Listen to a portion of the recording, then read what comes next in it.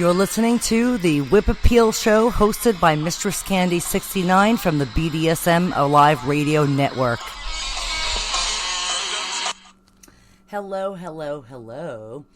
This week's show is Friday, June 24th, 2022. And you are listening live to the Whip Appeal Show by MistressCandy69 from the BDSM Alive Radio Network. I want to thank everybody for their continued support about my new show, which is a solo show. And I am the network owner, by the way. So any of the past shows that are still on, you can feel free to download them, even though I am now doing the show solo. So I initially was going to do a show live on Friday, but I have decided to do a recorded show because Mistress is not sure where she's going to be on Friday. And, and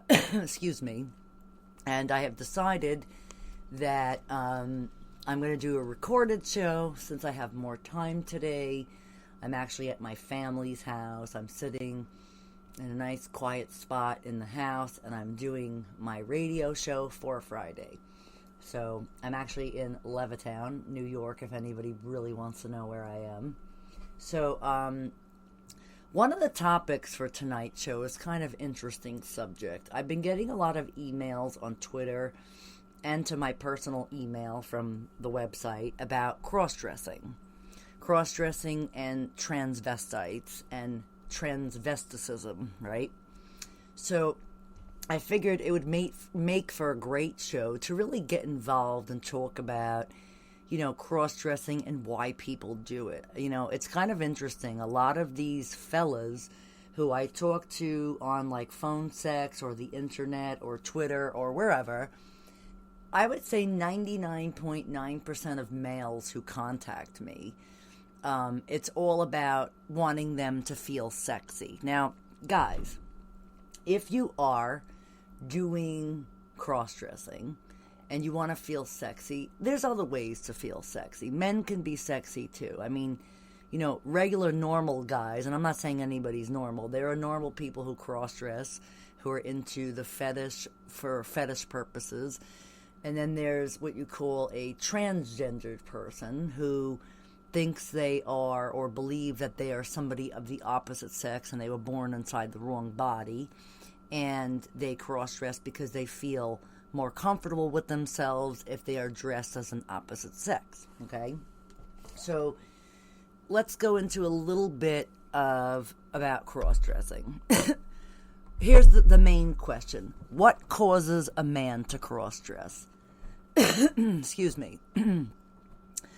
Cross-dressers may cross-dress for reasons other than sexual stimulation. For example, to reduce anxiety, to relax, or in the case of male cross-dressers, to experiment with the feminine side of their otherwise male personality. So, for instance, if you identify as a straight man, and then you start cross-dressing, and then once you slip on that silky, satiny attire, you get an erection. That's called a sexual fetishism when you cross-dress. That's more of a sexual fetish for cross-dressing.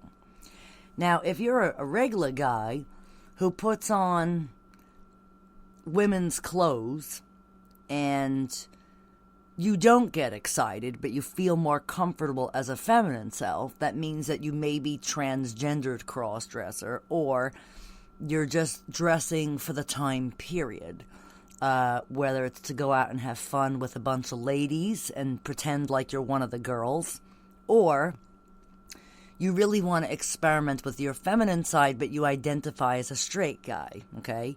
Most cross-dressers that I've run into in my life are usually either bi or gay, okay? And it's kind of an interesting subject about people being bisexual. Bisexual means you're attracted to both sexes. But in some situations, people who identify as bisexual, yeah, they like men and women, but they may like one sex more than the other. And that's like a fine line between becoming gay, if you ask me. Like, I don't know. Most people that I know who are bisexual, they tell me, yeah, I like men, I like women. But I'm not walking around checking out men thinking they're hot. I'm looking at, like, mostly what they have to offer in the bedroom. But that, to me, if you're a cross-dresser and you're a bottom and you're going to, like, adult theaters looking to have sex with people, I'm sorry, you're gay. End the story. There's no gray area when it comes to sucking dick or taking dick up your ass. You're either gay or you're straight. Okay. I actually have a couple of friends who are bisexual who are males, and they tell me that majority of the time when they're with a woman, they love being with the woman, but then there's a part of them that needs to feel whole again because something may have happened to them, whether they were raped as a child or they were, something had happened to them to force them to cross-dress, and they feel more comfortable with men than they do women. I don't know, like, this is kind of like for a debate. In my opinion, where I come from, you're either gay or straight. There's no in between. And I'm sorry to say that, but I've had experiences with people in the whole 47 years of my life that if you're bisexual, chances are you're most likely gay and you're just kind of hiding it from yourself. You're in denial. But then again, there are cross-dressers who are completely straight. I have actually a friend, I'm not going to say his name, but I have a good friend who is a male to female cross-dresser. He loves women. He's never been with a guy. The thought never crossed his mind to be with a guy because he knows he's not gay, okay? Or he knows he's not into guys. But when you see him in public, he looks like a woman. He's got long hair. He wears makeup. He dresses very girly. Has a fit body, like a tall, skinny, fit body. Looks very feminine. Wears breast forms, and I've gone out with him in public, and people are like, oh, you two ladies. They have no idea he's a guy, but it's kind of funny, Then I have other friends who are sexual fetishism cross-dressers, where they put on the silky panty attire, the thigh highs, the leggings, the lipsticks, the whole 9 yards, and they pimp themselves out to get laid by men. That, to me, is I guess you could say it's a sissy, but sissies in general are usually men who are on hormone therapy to actually become women in the BDSM world. Or you could be listed as a tranny even. Your tranny is changing genders. You're going from one gender to the next. So it's kind of interesting. Is it normal to cross-dress? Kind of interesting question, right? Cross-dressing itself is not considered a disorder, but in some people, cross-dressing behavior may impair functioning and quality of life and result in anxiety and distress, or you're not really sure where you identify as, and if you're calling yourself a cross-dresser, it's kind of interesting. There's different ways of looking at this. Most people who cross-dress are usually straight. Some of them are bi, some of them are gay, some of them are in the closet. So it really depends on who you identify as a person. Now, if you're going around dressing up as a slut, going on Grindr and Tinder and looking to have sex with men, I guess it's safe to say you're gay, okay? Because you want to be a woman so bad and get fucked like a woman, but yet you still have all your man parts. So if you're sucking dick wearing women's clothing, chances are you're a fag. I mean, there's just no way how you slice it or fucking dice it. You're either a faggot or you're in the closet and you're in denial and you're using other people as your beard or cover-up.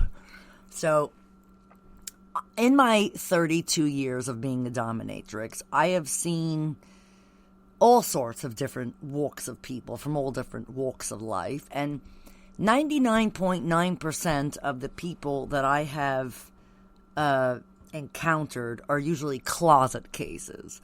And they tell you that they're bi and they love women, but yet they're on gay dating sites looking for sissy meetups or sissy hookups.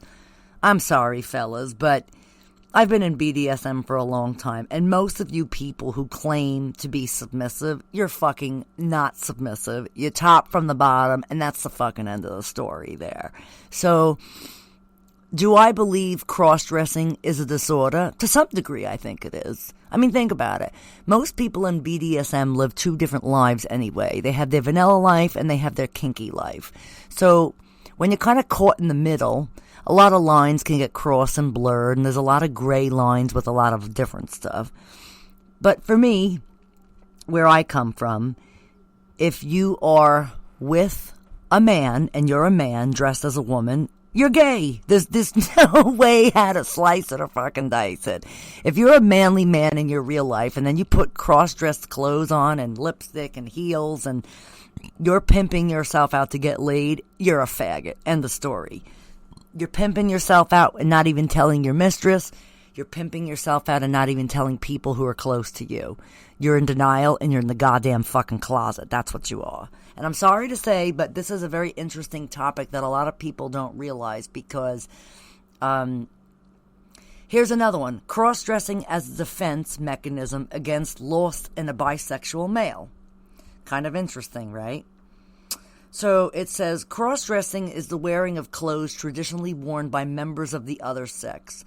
It's a practice documented for centuries and often linked to stereotypically with perversion, fetishism, exhibitionism, sexual deviance, and homosexuality. Currently, cross-dressing itself is not considered a disorder, but in some people, cross-dressing types of behavior may impair functioning and the quality of life and result in anxiety and distress. Defense mechanisms are psychological tactics employed by the unconscious mind to protect the individual from anxiety and social consequences, as well as from situations one is unable to cope with at the current time. This article, and I'm reading this article, illustrates... Hold on one second. I have to answer my phone. Sorry about that. Mistress had a phone call coming in, and it was from my lawyer friend, so I had to take the phone call. Okay, so now I'm back. Defense mechanisms are psychological tactics employed by the unconscious mind to protect the individual from anxiety and social consequences. So I'm not saying this is all for most cross-dressers, but 99.9% of cross-dressers that have come into my life, every single fucking one of them exhibit this. And, for instance, there's a case of a 26-year-old male with a self-professed male gender identity who dresses publicly in women's clothing, but not for reasons typically assumed about cross-dressers. The purposes of the behavior constitutes a defense mechanism to suppress his feelings about the death of his mother. So, for instance, remember in the movie Psycho, right? Anthony Hopkins, I forget the guy's name. Not Anthony Hopkins. Anthony Perkins, right? The Psycho guy.